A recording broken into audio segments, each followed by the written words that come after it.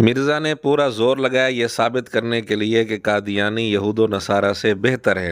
آپ پہلے مرزے کی گفتگو سن لیں۔ اب کافر ہیں تو کون سے کافر ہیں؟ کیا وہ اہل کتاب کافر ہیں یا بت پرست کافر ہیں؟ بت پرست تو نہیں ہے۔ اچھا، اب اہل کتاب پہ آ جائیں۔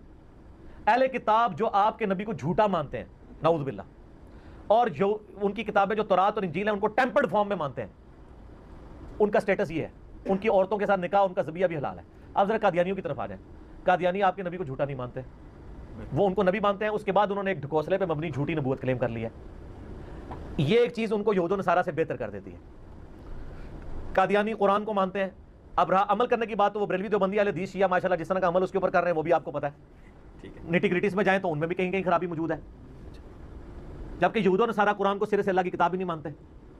یہ جو دو بڑی چیزیں ہیں کہ نبی علیہ السلام کو ماننا اور قرآن کو ماننا، یہ چیزیں انہیں یہود و نصارہ اہل کتاب سے کیا بہتر نہیں کر دیتی ہیں؟ لیکن جو ہی علماء کی بات آئی تو مرزے کا اصول بدل گیا۔ پھر مرزے نے پورا زور لگایا یہ ثابت کرنے کے لیے کہ علماء سو یہود سے بدتر ہیں۔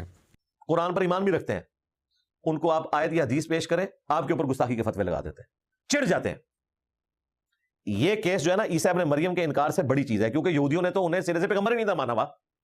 یہ جو آج کے ہمارے علماء سو ہیں نا، یہ تو اس پیغمبر کو مانے ہوئے ہیں، قرآن کو مانے ہوئے ہیں، اس کے باوجود ان کی دشمنی کا لیول یہ ہے کہ چڑ جاتے ہیں۔